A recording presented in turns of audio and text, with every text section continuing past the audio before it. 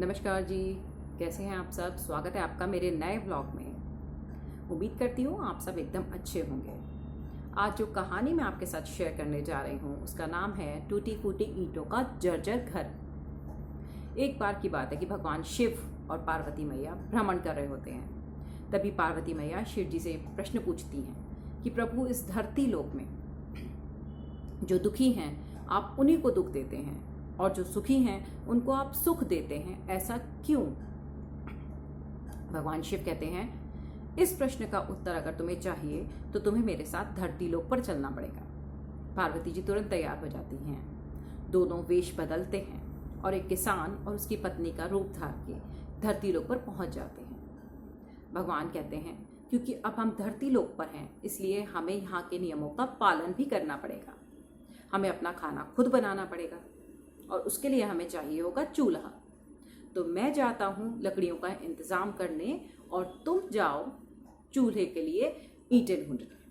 उन्हें लाओ और उन्हें मेरे आने तक तुम चूल्हा तैयार करके रखो। पार्वती मैया कहती हैं, जो आज्ञा प्रभु। ये कहकर भगवान शिव तो जंगल की तरफ निकल जाते हैं और पार्वती जी उस नगर में। लेकिन वहाँ देखती हैं कि एक से एक खूबसूरत घर, जिन्हें उनमें रहने वाले लोगों ने इतनी अच्छी तरह से सजा के रखा हुआ है। वो देख के बड़ी खुश होती हैं, लेकिन मन ही मन सोचती हैं कि मैं ईंटों का क्या करूं, कहाँ से लाऊं ईंटें। तभी पार्वती जी की नज़र एक टूटे फूटे घर पर पड़ती है, जहाँ की सारी ईंटें टूटी फूटी हैं और वो बिल्कुल जर्जर हालत में हैं। पार्वती मैया तुरंत वहाँ जाती हैं और उस घर से ही ईंटें निकाल के ले आती हैं और आके चूल्हा बिल्कुल तैयार कर देती हैं। भगवान शिव लकड़ियाँ लेकर लौटते हैं और पार्वती जी से पूछते हैं कि तुमने चूल्हा तैयार किया? तो वो कहती हैं, प्रभु देखिए चूल्हा आपके सामने पूरी तरह तैयार है। भगवान शिव पूछते हैं कि मुझे ये बताओ कि इस चूल्हे के लिए तुम्हें ईंटें कहाँ से मिली? तो पार्वती जी जवाब देती हैं कि इस नगर में सिर्फ एक ही घर मुझे ऐसा दिखा जिसमें टूटी फूटी ईंटें थी और वो पूरा जर्जर हुआ पड़ा था। बस मैं उसी घर से ईंटें निकाल कर ले आई। भगवान कहते हैं, इस नगर में तो एक से एक खूबसूरत घर हैं, तुमने उनसे ईंटें क्यों नहीं निकाली? तो पार्वती मैया कहती हैं, प्रभु कैसी बातें करते हैं आप। इतने खूबसूरत घरों को किसका तोड़ने का मन करेगा, जिसे उनमें रहने वाले लोगों ने इतनी अच्छी तरह से देखभाल करके सजा रखा है, उसमें कैसे मैं ईंटें निकाल सकती थी? मैंने तो ईंटें वहीं से ली जो पहले से ही टूटा फूटा था। भगवान शिव कहते हैं, यही तुम्हारे प्रश्न का उत्तर है। अर्थात मनुष्य का जो जीवन है ना, ये भी एक घर की तरह है। जो इंसान अच्छाई की ईंटों से अपने घर को बनाता है, यानी अपने घर, जीवन रूपी घर को सिर्फ अच्छाई की ईंटों से जोड़ता है, उसके घर को तोड़ने का मन किसी का भी नहीं करेगा। दूसरी ओर जिसने बुराई रूपी टूटी फूटी ईंटों से अपना घर बनाया है, उसका घर बिल्कुल जर्जर हुआ पड़ा है, उसे तो हर कोई तोड़ेगा ही, क्योंकि जो चीज़ पहले से टूटी हुई है उसी में से इंसान चाहेगा कि मैं, ये तो पहले से ही टूटी हुई है, इसमें से मैं दो चार ईंट निकाल लूँ तो क्या फर्क पड़ेगा। इसीलिए तुमने भी उसी घर में से ईंटें निकाली जो पहले से टूटा फूटा था।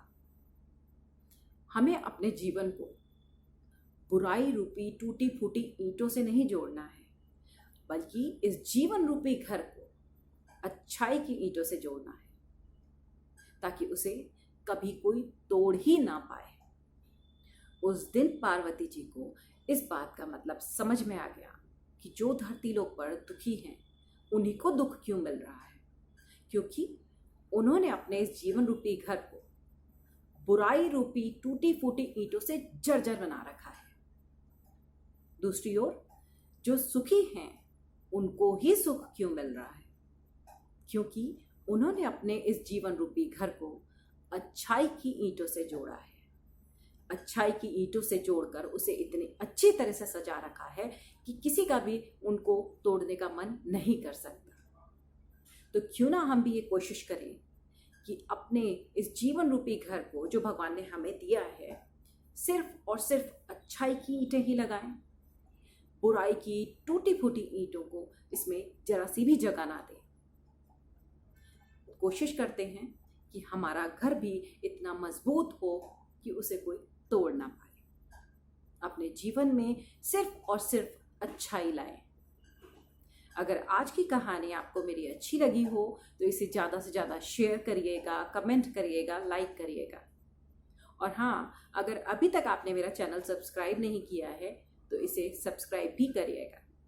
अगली कहानी के साथ अगले व्लॉग में फिर आपके साथ मुलाकात होगी। तब तक के लिए जय श्री कृष्णा।